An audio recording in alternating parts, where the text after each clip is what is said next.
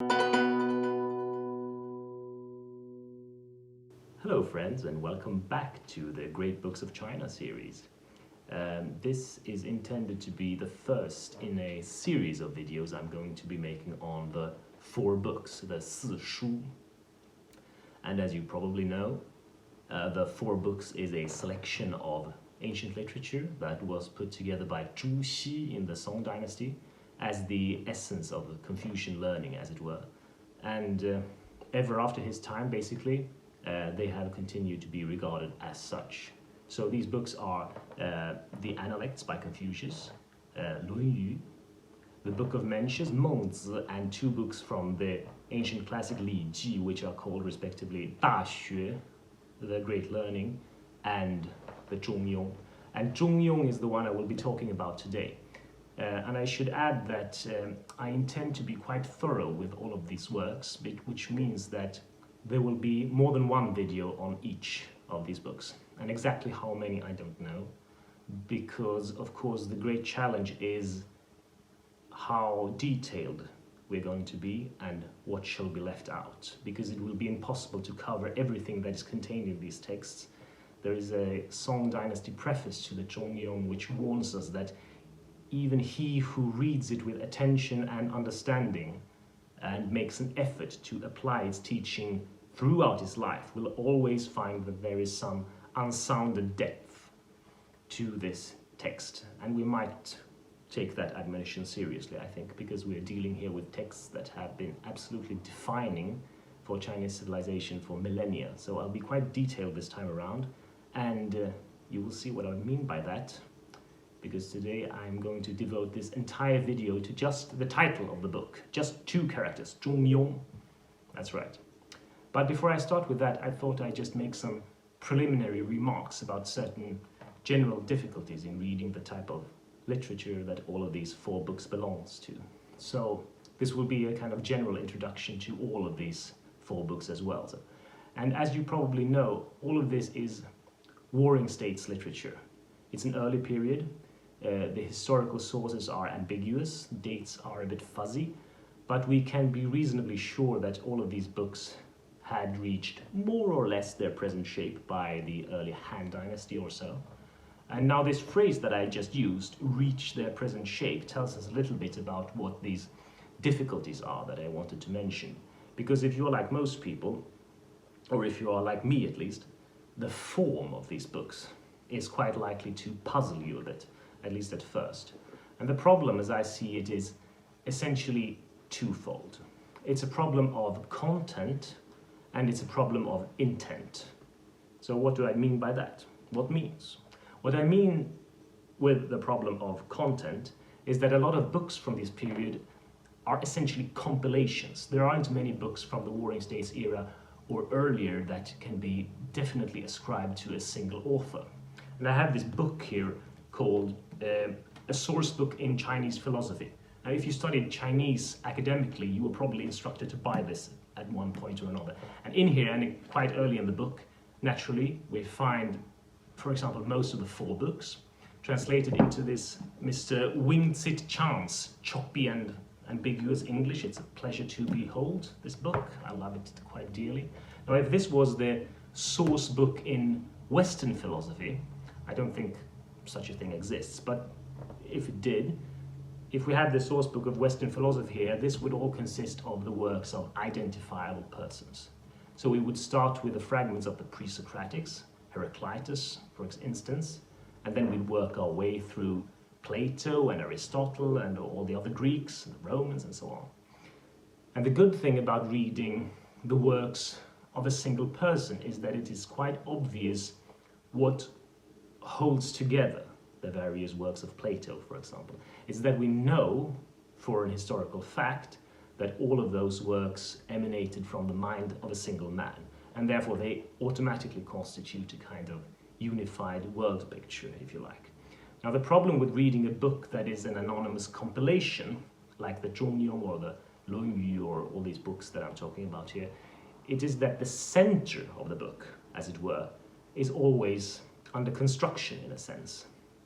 Because on the one hand, we have to assume that the book is reasonably coherent. There has to be a reason for the various materials of the compilation to be assembled in the way they are. And indeed, broad themes are in general not very difficult to distinguish in works of this type. But on the other hand, there always seems to be certain things in the books of this type that just don't fit in as well as others. And this tension in the text quite naturally leads readers to define certain parts of the text as more central and others as more peripheral. And in reading and assimilating the text, certain passages are almost automatically, almost subconsciously chosen as focal points. Like the reader thinks that this certain passage expresses the most central concerns of the compilation. And quite often this results in a situation where general critical opinion regards some parts of the received text as more original and others as later additions. And of course this is an important part of the discipline of textual criticism, but this is problematic for the general student, because it's not at all like the situation in reading, for example, Plato, where we might say that a certain passage or a certain book is more essential, more interesting, more defining of the author's thought. There's no literary work where that is not the case. In the case of a compilation work, like the books in the ancient Chinese canon, it has more to do with ascertaining the, as it were, legitimacy of the text.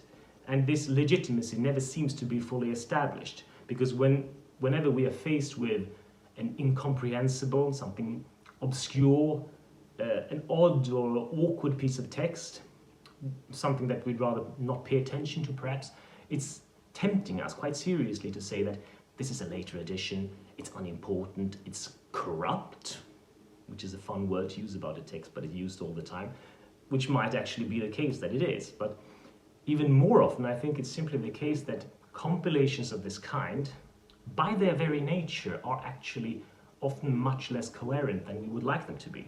At least if your intent is anything like mine, which is something like intellectually grasping the core of what the thing has to tell us. And the main point I want to make in this regard is that the eye of the reader frequently also has to function as a sort of editor's pen. You have to choose what to keep and what to focus on, what to toss out. And if you want to understand this, perhaps as my disclaimer for not talking about whatever I might be talking about in connection to these books but don't feel like, well, perhaps you're right about that as well. Then I mentioned the question of intent. What I mean by this is that what was the text for in the original context where it was written? Because naturally the question arises, or at least it does to me, why does a compilation like this come into being? Because just to look at it in a historical way for a moment, it seems that these things are abundant in the Warring States period, and then they just disappear. We don't have problematic aggregations of transmitted quotes to afford us a glimpse into the mind of Zhu Xi, for example, or other thinkers. We have their own written works, volume and volume and volume of it. And for Zhu Xi, for example, we don't have to do any detective work to as regards the intent that it went into the composition of his works. He tells us himself what he's doing. And a text like the Zhongyong that I'm going to talk about today, or the Analects of Confucius, or other texts of this type, they don't tell us what they're doing. And in a way, the whole science of textual criticism is a way to make a text that's silent on the matter tell us what it is doing. And this is not specific to the Chinese tradition, of course. The same thing pertains also to the Hebrew Bible, for example. And there's one thing that I think is quite relevant to this, which doesn't get the attention it deserves, and that is this. It's quite easy to forget, when we read these texts today, what the medium of these texts looked like when they were written, I mean. A book, back in the Warring States period, looked nothing like what we think of as a book. And in fact, I think it's quite astonishing actually how primitive the material aspects of writing were in this period, because state-of-the-art technology was something called bamboo slips. In Chinese, that's 竹简, which is like a long slip of bamboo wood on which you write one line of text, And then these were sewn together and rolled up in these large bundles. And longer works were like usually long series of these bundles. So imagine like going to a local bookshop and you ask for the latest by Confucius or something, and they just dump 15 kilos of wood on the table, like, there you go, sir, that's your book. It's quite frightening to imagine, isn't it? And I don't really understand what was going on there. I mean, they should have thought of a better technology for this, because in the West there's been reasonable writing material since the dawn of time, basically. There was papyrus already 3000 BC in ancient Egypt. So this is something of a mystery, at least to me. But anyway, the point is that given this mildly cumbersome way of recording and disseminating texts, it's reasonable to say, and to assume at least, that literary activity as such was a much more circumscribed, peripheral phenomenon compared with later in Chinese history, certainly, or compared with, for example, Greece at the same time. Because it's quite remarkable, after all, that neither Confucius nor Mencius, for example, seem to have ever written anything. I mean, a person like Confucius is actually extraordinarily difficult to imagine in our time. Because in our historical period, a philosopher, a thinker, is always also a creator of literary works. The thought of our thinkers invariably takes the shape of literary works, though I hope that this might be changing now, because in the future I hope serious thinkers will all make YouTube videos like I do. But anyway, we cannot imagine a person of supreme culture and philosophical originality to just ignore the medium of writing. So what I'm trying to get at is that these texts that I'm going to discuss now, they came into being at a time when the phenomenon of a literary work, you know, a guy writes a book, publishes it, is read, talked about, and so on. This phenomenon didn't actually really exist yet. So the bookstore that I just joked about a bit, it probably didn't exist either. I don't even know if there were any bookstores in warring states China. If anyone has any input on that, I'd be very glad to hear it. But of course, when I say that there wasn't literary works, that doesn't mean there wasn't literature, of course. What I mean is more or less that there wasn't the social construct of literature, which is what you would say nowadays, if that makes any sense. There were lots of various types of literature, of course. But I think all of these literature was something else.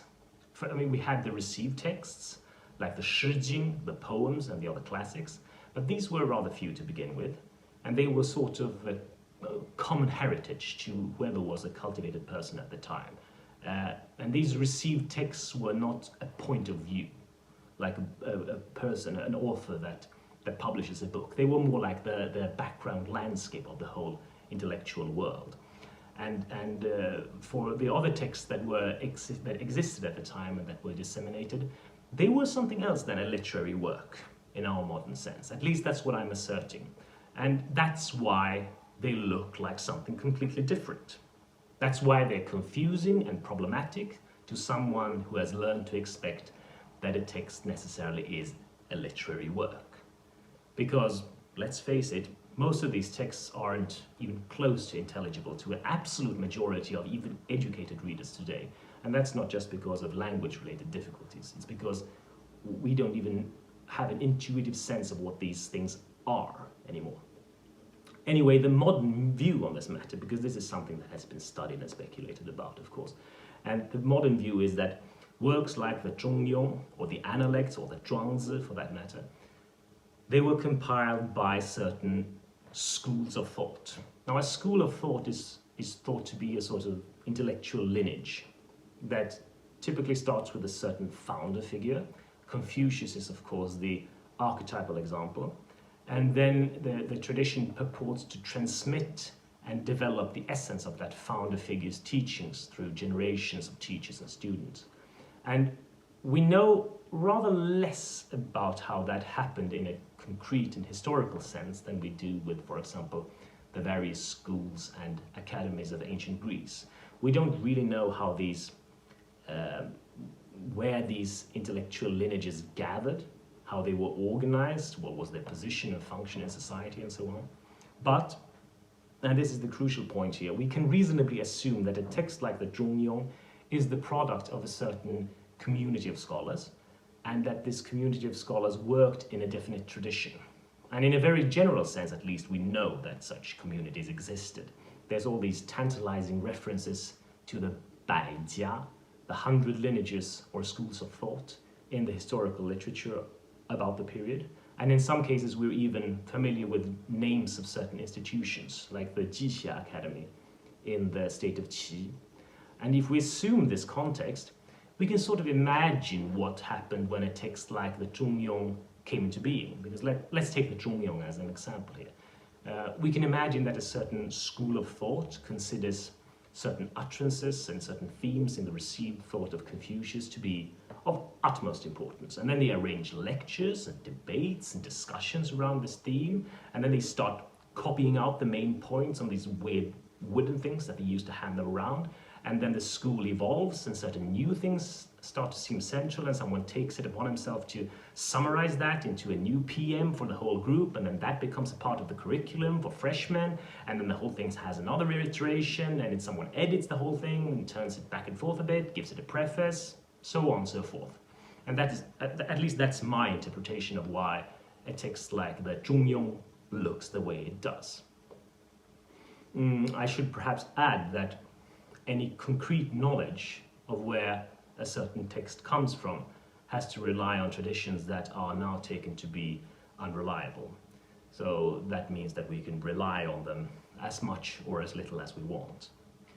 In the present case, authorship of the Zhongyong is traditionally ascribed to the grandson of Confucius, who was a man called Zisi. And for my part at least, I don't see any problem with ascribing the compilation of this text to an intellectual lineage that is associated with this grandson of Confucius, even though the historical details are beyond recovery, of course. At least there's no inherent reason why there couldn't have been a school centered around a particular descendant's interpretation of the master's teaching. And we should note as well that the various quotes by Confucius that occur in this book were definitely taken to be genuine until fairly recently, because people rarely question that Confucius didn't really say that when they were memorizing these texts to take the imperial examinations. And again, if we assume that a certain descendant of Confucius was the center of a certain scholarly tradition, it stands to reason that this tradition would have had access to authentic records of Confucius's words that haven't been transmitted any other way. And now this may be a question of taste, but at least I find nothing in the various quotes in the Zhongyong that I couldn't easily imagine the Confucius of the Analects saying, if we assume that the Analects is basically a genuine record of Confucius's words, which is what the whole world believes. So anyway, the long and the short of this is that when we read a work like the Zhongyong, our understanding of the context and the intent of how the book has been assembled does affect our understanding of the actual text in various subtle and less subtle ways. And I hope that this is enough of the background for the analysis I'm going to present now, because now I'm finished with the preliminaries and we can get started on the actual text instead. Though I've promised that I will only talk about the title, but that was actually a slight exaggeration. But I will just start by telling you in a nutshell what I think the book Zhongyong is trying to tell us. So if you don't want to hear me pontificating on this for hours, here is the whole thing, according to me. There is a quote from the Analects of Confucius, chapter 5, section 13, that runs as follows. 夫子之文章，可得而闻也；夫子之言性与天道，不可得而闻也。And I will translate this with, or I will rather interpret it. Though we could not hear Confucius speak of human nature and the way of heaven, his cultural accomplishments spoke for themselves. So this is, I say that this is what the Zhongyong is about. It's about that if it's possible to achieve an awareness of the Wen, the civilized and civilizing virtue of Confucius, that in itself means also to be aware of the deepest nature of the human being, Xing, and also the nature of the whole cosmos, Tian Dao. And the whole point of the Zhongyong is to lift us to an awareness of the unity of these things. The greatest human virtue is also the creative power of the universe as such, and furthermore, the greatest human virtue is not an exception to more normal human nature, but it's a revelation of true human nature as such. And the virtue of the sage constitutes the unconcealment of the true nature of all of us. And that was rather concise, wasn't it? So perhaps after hearing that you will think that this needs some unpacking after all. So let's start from the beginning. The title of the book, as you know, is Zhongyong. And I think this is a really interesting word, and I want to go through all the occurrences of this word in the text today. But first, a few words about the word itself. If you look up the word Zhongyong in a good philological scientific dictionary, you will probably find that the most prominent definition is exactly the philosophical term that we have under discussion here. So this definition will probably start with something like a moral standard or concept in Confucian thinking, and then whatever other description that the dictionary compilers might think of. And this is, of course, quite unhelpful if we want to understand the word as it is used in the text. It's unhelpful because in the text, the concept is itself under construction. We can give a sort of approximation of how this term was understood historically, and we can give examples from later texts, and a good dictionary does all of that. But such a historical understanding has to start with the fact that in this case, the philosophical term, Zhongyong, derives its prominence from the prominence of this very book that we're talking about. So we have to start somewhere else. In order to truly read the book, we can't start out with the assumptions of later readers and their various doctrinal positions, because that's not the starting point of the book. It's not the point where it speaks from. So let's look at the actual word instead. More specifically, let's look at the character Yong. This character in itself is very interesting. It has a number of meanings, but the standard adjectival sense, which is the one relevant here, can be glossed as ordinary or commonplace. And the interesting thing about this Yong is that it's usually actually a word that rather strongly inclines towards the negative in standard usage. It means common, but it means common in a mediocre way. There's a ton of words in modern Chinese which express this rather negative meaning. We have Pingyong, Yongsu, Hunyong, Yong'an, Yongyong, and we have classical compounds such as Yongzhu, Yongchen, Yongren. And actually I also managed to find an occurrence of Zhongyong, the whole compound word, in the classical literature, which also has the same significance, mediocre. So I think this is really the key to understanding the import of this text. So I'll start with this. The word Zhongyong originally means simply ordinary. It means ordinary in an average way or mediocre. Composition-wise, the word Zhongyong is suggested to the compilers of this text from a passage in the Analects of Confucius, and this passage also occurs in our text almost verbatim. The passage in the Analects is 629, and in the Zhongyong it's section 3, so it's just at the beginning. And the following is the text from the Analects. 子曰：中庸之谓德也，其志矣乎！民贤久矣。 Now I take it that this is the original occurrence of the word Zhongyong in the context of Confucian thinking. And I'll throw in the translation by Wing-Tsit Chan as well from the book that I just showed you, so you can compare. Wing-Tsit Chan translates, "Perfect is the mean. For a long time, few people have been able to follow it. The mean, capital M, signalizing philosophical term, just so no one misses the point. But what I hear in this text is not a philosophical term. I don't accept that this little word, Zhongyong, already had the weight of a philosophical term when Confucius said this. What I hear instead is the ironist Confucius, because this is actually a positively funny sentence. It's witty. And why, you might say? Because what he says is, the virtue of being ordinary is most excellent. But people haven't been ordinary for a long time. Confucius says that the moral confusion is so great that even the quality that is par excellence applied to normal people, mediocre ordinariness, it's a homely, uninspiring quality to be sure, but still in its way necessary and proper. This quality is not even very common among normal people anymore. I mean, it would be great if people were at least mediocre, he says, but they're not even that. And by the way, this is a kind of wordplay that you can actually find quite a lot of in the Analects all the time.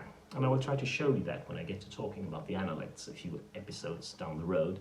So suffice it to say here that my view on Confucius is that he was partly a person who knew how to express himself in a very spirited way, we might say. And that's why his utterances were recorded. This kind of language is alive. It breathes. It almost squirms with life 2,500 years later. But I will not get carried away here. This is just the beginning. This is just the beginning where the word Zhongyong comes from.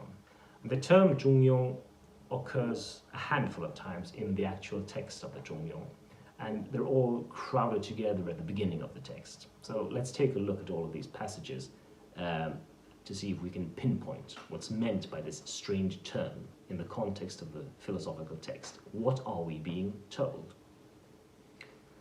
So let's go. First, we have a pretty cryptic sentence in section 2. It says, 君子中庸，小人反中庸。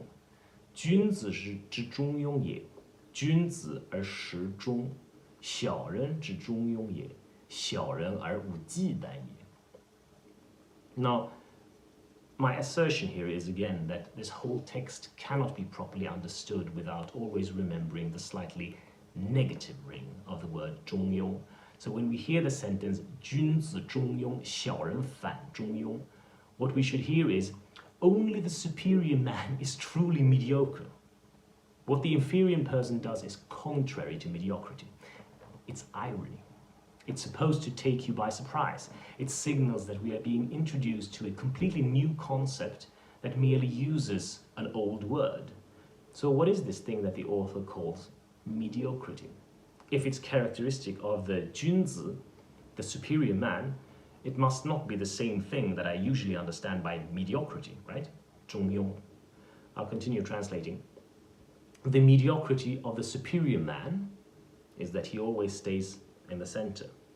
The mediocrity of the inferior man is that he has no proper misgivings about incorrect behavior. The mediocrity of the inferior man is that he has no proper misgivings about incorrect behavior. Now, these are clearly different things. So, 中庸, mediocre, is used in two different senses for superior and inferior people. And the mediocrity that we have here in this text is not at all the sense that we are used to. A new concept is under construction here. And then we have section 3. That's almost the same sentence that appears in the Analects, and we've already talked about that one. In section 7, we have an interesting occurrence. It goes like this. 人皆曰与之，趋而纳诸孤或陷阱之中，而莫之之弊也。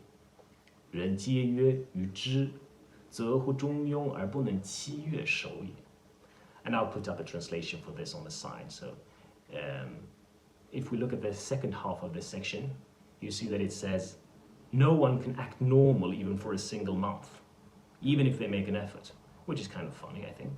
But in this place, the word 中庸 has already started to acquire other overtones of something noble, something subtle. We're told that even those who profess themselves to know, people who like to say, I know, whenever you tell them, the smart people among us, even these people will fall in traps and nets around them all the time anyway. So the quality of being mediocre, of being ordinary, being normal, is akin to avoiding lots of traps that practically everyone falls in. Being mediocre, in the sense of the context that's under construction here, is in fact extraordinarily difficult. And this is a hint about the fact that true human nature is in fact revealed at the highest peaks of human virtue. But the tension with the ordinary and slightly negative sense of Zhongyong, the sense of mediocrity, this tension remains here, and it has not been resolved. So our sense, the challenge for the text here is that our sense of the highest in us is to be conceptually united with the most ordinary about us, but it's not revealed how yet. And then in the next section, number 8, Confucius takes his favorite pupil, Yan Hui, as an example of a person who managed to embody the virtue of Zhongyong. Now, I'll skip through some of these sections a bit faster here, but you can pause and read for yourselves, because the text will be up here. And then in section 9, we have a piece of rhetoric of how hard the virtue of Zhongyong is to attain, compared to merely impossible things like setting the world's states in order, trading on knives with one's feet. 天下国家可君也，绝路可辞也，白刃可导也，中庸不可能也. This section says that there is something in the very ordinariness of ordinary people, something that in its ultimate value actually exceeds the most impressive feats of justice, humility, and courage, which is what these 3 things suggest that are enumerated in the text. And then in section 11, Zhongyong is contrasted with seeking out the hidden and acting strange, and thus being spoken of even after one's death. 所引醒怪，后世有数焉. And all of these sections together, they are sort of pieces of a puzzle that point in the direction of what the new concept is. They point in the direction of the hidden dimension of what appears as just mediocrity to ordinary thinking. So these are all the occurrences of the word Zhongyong in the Zhongyong. So let's go back a little bit to the word in itself. Now, tease it apart a bit more, keeping in mind what we've already found out here. If we take a look at the Zhong in the Zhongyong, first of all, it reinforces the sense of the average, being middling, as you might say in English. And this might lead us into thinking of the slightly deceptive English translation of the book. As you're probably all aware, the title of this book is traditionally translated as The Doctrine of the Mean in English.